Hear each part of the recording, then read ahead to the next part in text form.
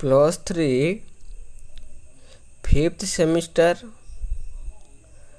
Political science honours रो core paper 12 unit 1 ले थिबा पूर्व औपनिवेशिक भारतीय राजनीतिक चिंतनर परंपरा traditions of pre colonial Indian political thought ए चैप्टर मोस्ट इंपोर्टेंट 2 मार्क का क्वेश्चन डिस्कस करबा जाके आपको 5th सेमिस्टर कोर पेपर 12 रे हेल्प करिवो। वीडियो को स्किप न करी शेष पर्यंत देखंतु एवं आपण प्रथम पाई चैनल को आछंती ते गोटे लाइक दियंतु सांग मान को वीडियो टी को शेयर करंतु एवं गोटे सब्सक्राइब करंतु जा फल जो नेक्स्ट वीडियो मु अपलोड करिवि आपण प्रथम नोटिफिकेशन पाई परिबे एवं वीडियो टी को देखि परिबे। आ मध्य ए 2 मार्क का जदि आपण पीडीएफ पे जाउचंदी डिस्क्रिप्शन में मोर व्हाट्सएप ग्रुप लिंक अच्छी से क्लिक करके जॉइन हो जातु आप पीडीएफ पाई परिबे कि शेष में मोर व्हाट्सएप नंबर देदेवी से आप मेसेज करूँ। एवं आसतु 2 मार्क क्वेश्चन डिस्कस करवा। प्रथम क्वेश्चन आसूची वैदिक संस्कृति कौन। प्रथम क्वेश्चन वैदिक संस्कृति कौन। पुरातन काल में जितेबाला भारतवर्ष राज्य संस्कृति और परंपरा प्रभाव अनुभूत होता से समय वेदशास्त्र वर्णित होता। पुरातन काल में जितेबाला भारतवर्ष आर्य संस्कृति और परंपरा प्रभाव अनुभूति होता से समय कौन होता ना वेदशास्त्र वर्णित होता। यह द्वारा धर्म धारणा सामाजिक व्यवस्था मध्य सुधार आसीथिला। कौन एटा होची वैदिक संस्कृति। नेक्स्ट क्वेश्चन ब्राह्मणवाद कौन। ब्राह्मणवाद कौन ना वैदिक समय ठीक पर ब्राह्मणवादर उद्रेक होता। वैदिक समय ठीक पर कौन होता ना ब्राह्मणवादर उद्रेक होता। एथिरे आर्य मानकर धर्म धारणा एवं सामाजिक रीतिनीति को संचालन करने ब्राह्मण बा उच्च वर्ग जनसाधारण को प्राधान्य दि जाउथुला। ब्राह्मणिक परंपरा ईश्वरवाद धर्मर उत्पत्ति होइथिला। एटा होची कोन ना ब्राह्मणवाद। वैदिक युग पर ठीक पर ब्राह्मणवाद उद्रेक होइथिला। आर्य मानकर धर्म धारणा एवं सामाजिक रीतिनीति को संचालन करने ब्राह्मण बा उच्च वर्ग लोक मानकु प्राधान्य दि जाउथुला। नेक्स्ट क्वेश्चन नंबर 3 आसूची श्रमणवाद कौन। श्रमणवाद कौन ना ब्राह्मण धर्म को प्रतिहित करने समाज में तल स्तर जाति मान द्वारा सृष्टि होता दर्शन तत्व आधार में श्रमणवाद सृष्टि होता। ब्राह्मण धर्म को प्रतिहत करने समाज तल स्तर जाति मान द्वारा सृष्टि होता दर्शन तत्व आधार में श्रमणवाद सृष्टि होता। यह श्रमण परंपरा मध्य नाथ तंत्र सिद्ध बौद्ध जैन शैव सिद्धांत और भक्ति सामिल होता।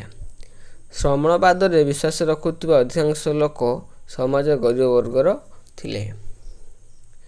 नेक्स्ट क्वेश्चन नंबर 4 आसूची इस्लामिक परंपरा कौन।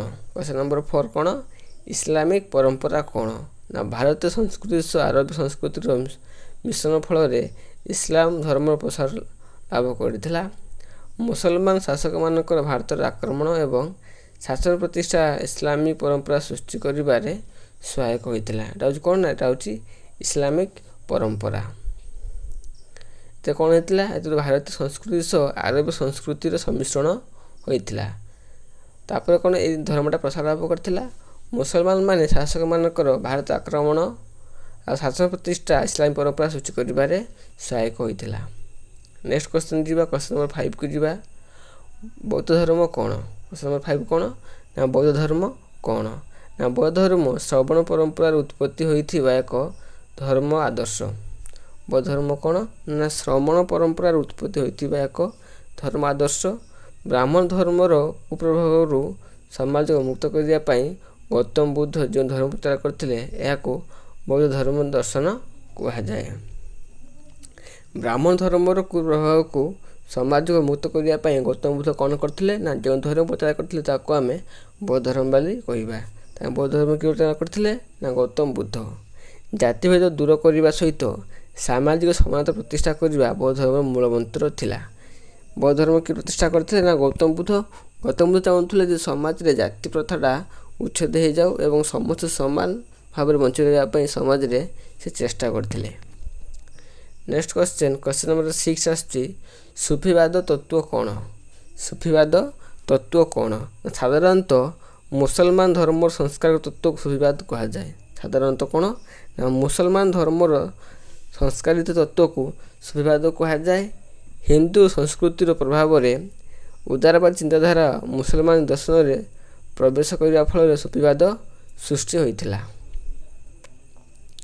नेक्स्ट क्वेश्चन नंबर 7 आसूची दीन ई इलाही कौन। दीन ई इलाही कौन। मोगल सम्राट अकबर मुसलमान शासक होते हिंदू धर्म प्रति तांकर अहेतुक आकर्षण थिला। तेणु से इस्लाम धर्म एवं हिंदू धर्म मध्य समन्वय रक्षा करी दीन ई इलाही धर्म सृष्टि करथिले। नेक्स्ट क्वेश्चन नंबर 8 आसूची अष्टांग मार्ग कौन। अष्टांग मार्ग कौन। दुख निवारण मार्ग को बुझाइवाई बुद्ध अष्टांग मार्ग दर्शाई।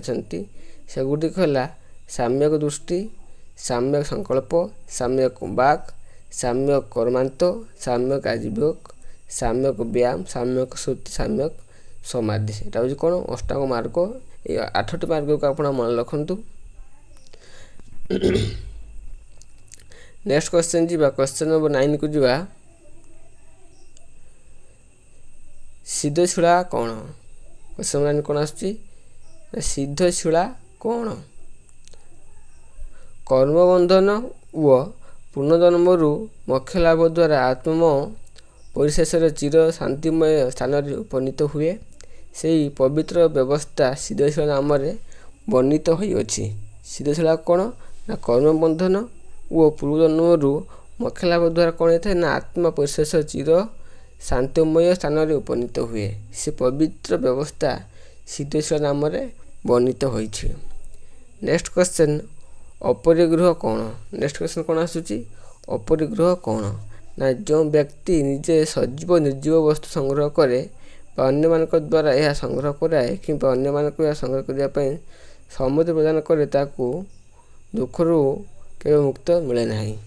अपरिग्रह कौन जो व्यक्ति निजर सजीव और निर्जीव वस्तु को संग्रह करे अन्य मान द्वारा यह संग्रह कराए कि अन्य मान यह संग्रह करने सम्मति प्रदान करता से दुखर मुक्त हुए ना। यही संदेश अपरिग्रह माध्यम महावीर प्रदान करथिले। अपरिग्रह के प्रदान करथिले महावीर प्रदान करथिले। नेक्स्ट क्वेश्चन नंबर 11 आसूची समन्वयवाद कहले कौन बुझ। समन्वयवाद कहले कौन बुझ ना समन्वयवाद कहले विभिन्न विश्वास व मान्यतार मिश्रण को बुझाए। गोटे धर्म रे विभिन्न परंपरा व विश्वास मिश्रण को बुझाए सम्मिश्रण को बुझाए। समन्वयवाद कौन। समन्वयवाद कहले आम विभिन्न विश्वास व मान्यतार मिश्रण को बुझाए। यह गोटे धर्म विभिन्न परंपरा और विश्वास सम्मिश्रण को बुझाए। वास्तव में मध्ययुग भारत हिंदू मुसलमान समन्वयवाद प्रतिष्ठा करथिला। यह आपणकर core paper 12 unit 1 most important दिमार्किया क्वेश्चन जहाँ डिस्कस कर सारी। यार पीडीएफ पाइबापी डिस्क्रिप्शन रे व्हाट्सएप ग्रुप आप जॉइन हो जातु और मत ए मेसेज करूँ मुझे आपको पीडीएफ टी दे पठेबी।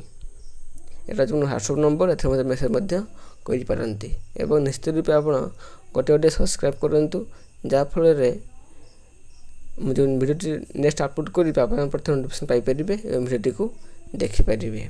धन्यवाद।